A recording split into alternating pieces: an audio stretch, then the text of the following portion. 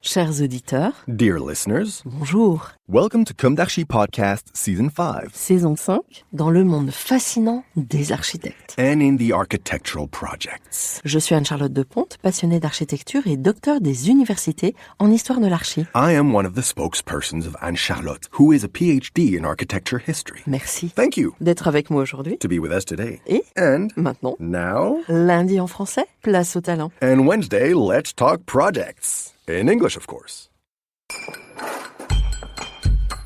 Bienvenue dans Comme d'Archi. Hello, dear listeners. Welcome to this summer's Comme d'Archi, dedicated to Ancient Olympia, Part 2. In the previous episode, we talked about the birth of Olympia, its flagship building, the Temple of Zeus, and its symbolism. Today, we're back with an episode dedicated to the ancient games. We'll be taking a step back from pure architecture to look at usage and practice. But first, a little history. Let's start with the extent of Olympia just before the Christian era. In 394 AD, the Edict of Theodosius made Christianity the official religion of the empire, leading to the closure of the Temple of Zeus. A small Christian community remained, transforming Phidias' studio into a church. After the numerous earthquakes that had shaken ancient Olympia during its 1,000 years of use, Olympia was rebuilt each time, and Olympia finally gave in to the onslaught of tribes. Nature reclaimed its rights. New earthquakes toppled the last remaining buildings.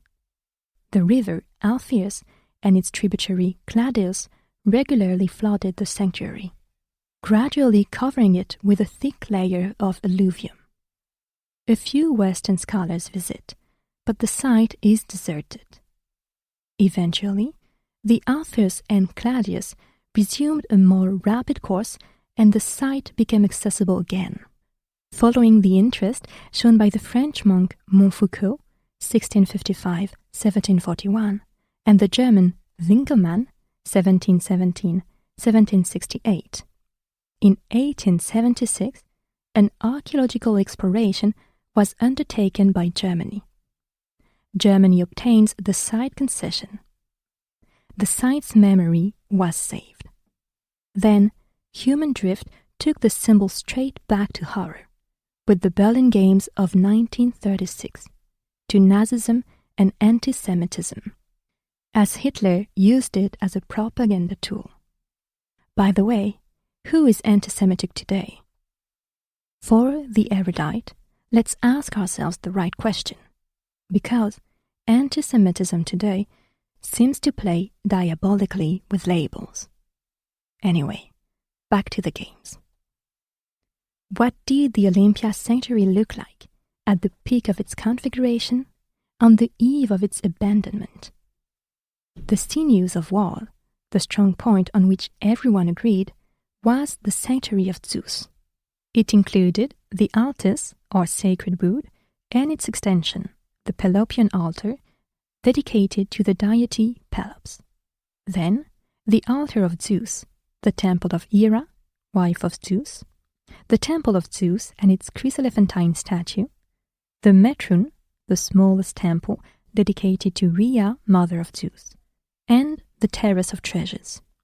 Then came the administrative buildings of the sanctuary and the games, the Prytaneum, residence of priests and magistrates, and the Bouleuterion, to which we'll return later. Then there were the buildings associated with sporting activities and the games, the stadium and racecourse, the palestra and the gymnasium. Finally, the well-being of competitors and spectators was organized around the bath and thermal bath, the Leonidaion, where official visitors and athletes were accommodated, and the Nymphaium, or fountain of Herodes Atticus. In the early days of the games, 6 events were held in a single day. In 684 BC, the equestrian events were added. They took place on the second day, added to the original first. In 632 BC, a junior category was created, adding a third day of events. Finally, in the classical era, the 5-day duration of the games became permanent. An interval of 4 years was observed between each games. This interval was known as the Olympiad. As the games approached, a period of truce was instituted by the Spondophores, emissaries of the city of Elis. They visit each Greek city. They proclaimed a truce for a period that varied from 1 to 3 months, depending on the era. The truce allowed pilgrims and spectators to travel safely to and from Olympia. It pronounced the end of hostilities throughout the Greek world, free access for everyone to Elid and Olympia, except armies or armed individuals, and the suspension of capital punishments. In short, if you're sentenced to death, you can go and watch the games before your sentence is carried out. Spectators come from all over the Greek world, including the cities of the Black Sea, Africa, the West, and the East. Whether you're Greek, non-Greek barbarian, free, slave, poor, or rich, you can attend the games. With one major exception, married women are excluded, with the exception of the priestess Demeter. Disobeying this rule is punishable by death. Only Greeks are allowed to compete, with the exception of Romans from the time of the Roman conquests. Training takes place in Elis for 10 months prior to the competition. The last month of training takes place in Olympia itself, in the palæstra and gymnasium. As the games become more structured, the athletes are assigned coaches. A special profile ensured that the competitions ran smoothly. This is the Hellanodic. Together, they form a college of magistrates housed in the Elis Agora for 10 months prior to the games.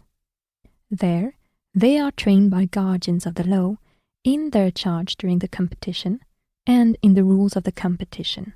The Hellanodics are responsible for organizing the games, pronouncing exclusions, designating winners, awarding prizes, and imposing fines. They are also responsible for maintaining order, aided by police officers armed with whips and truncheons. The rules are applied to the letter and accepted by all, like the law of Zeus, and are obeyed religiously. Here's how the games were run in their heyday in the 4th century BC. On the eve of the games, an official procession travels from Elis to Olympia along the sacred road. The night is spent as letrinoi after a sacrifice and purification ceremony. At dawn, the procession resumes and arrives at Olympia, where the sacrifice of a wild boar takes place, preceding the athlete's oath on the boar's genitals in the Bouleuterion, before the statue of Zeus Horicius, the god of oaths. Then, still in the Bouleuterion, the athletes are registered. This is followed by the competition for trumpeters and heralds, the winner of which has the privilege of announcing the competitors for the duration of the games and providing musical accompaniment to the ceremonies. On the second day, still at dawn, the crowd takes its place on the stadium embankments, the Hellanodics spread out in the grandstand. The oldest of them proclaims the opening of the games after a trumpet blast, brandishing a palm branch. The first event is in the stadium with preliminary and final races.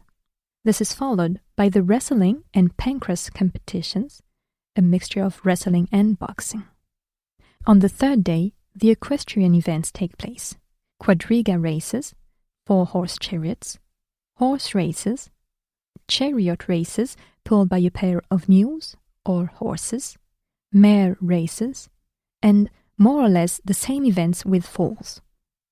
The race course is 4 stadiums long, or around 1.8 kilometers. and the chariot races comprise 10 laps of the track. Then, on the afternoon of the third day, the pentathlon events take place, with throwing, running, and wrestling. In the evening, a black ram is sacrificed in the Pelopion. The fourth day coincides with the full moon and is the most sacred. It opens with numerous sacrifices, often of statuettes. This is followed by races on the fast and long-distance stadiums, then wrestling, boxing, and pancrasing for the men. Finally, the games close with an arms race. The athletes are naked, as for all the events, but this time they wear helmets, shields, and spears.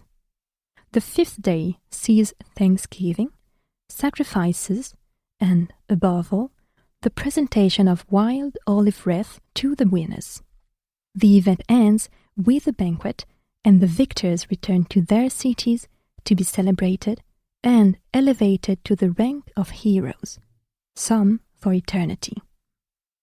This story shows the emergence, apogee, and decline of rituals and democracy over a period of 1,000 years. This story proves just how much planning and architecture were intertwined with spirituality and politics. It also demonstrates the weight of physical, material, and organizational effort in the face of human folly and the inexorable erasure of time. To ward off oblivion, let's revive for a fraction of a second the heroic Olympian boxer Diogenes of Thapsus. Diogenes was crowned Olympic champion in pugilism, the forerunner of English boxing, in 480 BC, and in pancrasing in 476 BC. However, at the 480 BC Games, he was entered in pugilism, which he won against Euthymus.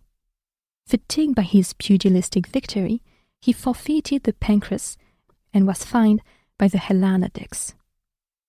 Pausanias reports that the total number of crowns he won was 1,400. Dear listeners, thank you for tuning in. Let's meet again next week for a new issue devoted to the immense Leonidion of the present day, the athlete's village. Until then, take care of yourselves. Goodbye.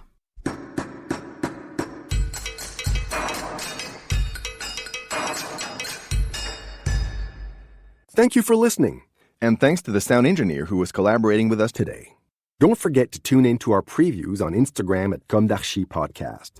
If you enjoy this podcast, don't hesitate to promote it by giving it 5 stars and a little comment on Apple Podcast or on your favorite podcast platform. And above all, subscribe to listen to all of our episodes for free. See you soon, and until then, take care of yourself.